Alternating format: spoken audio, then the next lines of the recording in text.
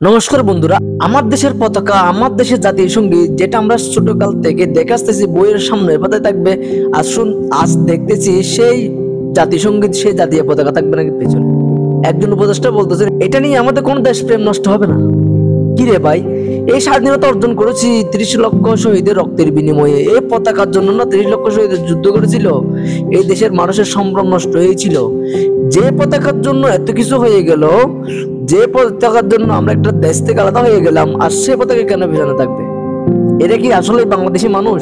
এরা তো জাতীয় পতাকাতে বিশ্বাস করে না। যারা এই বিষয়টা করছে, যারা এই কাজ করে, তারা হয়তো জাতীয় পতাকাতে বিশ্বাস করে না, দেশের স্বাধীনতাতে তারা বিশ্বাস করে না। এই জন্য তো এত বড় কাজ করতে পারলো। আরে ভাই, এটা আমার অস্তিত্ব, জাতীয় পতাকা আমার অস্তিত্ব, জাতীয় সঙ্গীত আমার অস্তিত্ব। এই পতাকা দিয়ে আমি বহির্বিশ্বে সবার কাছে পরিচিত হই, সেই পতাকা কেন যাবে পেছনে? এটা নিয়ে কেন কোনো আওয়াজ উঠছে না? বুদ্ধিজীবীরা কই, সুশীল সমাজ কই, কেন তারা কোনো কথা বলছে না? এটা নিয়ে তো কিছু বলা উচিত, কিছু করা উচিত। এটা হতে পারে না।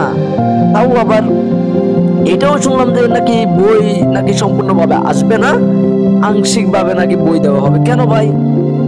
সরকার যখন ছিল তখন তিনি একটা বাজেট করে গেছেন, তো সে বাজেটের টাকাটা কই গেল? ওটা দিয়ে তো বই আসার কথা, তাহলে এত টাকা গেল কই? তো ওই যে উপদেষ্টারা কি খাই ফেললো নাকি এই টাকাগুলো? ভাই, এটা তো হিসেব হওয়া উচিত। জানি না এদেশে কি কি হচ্ছে।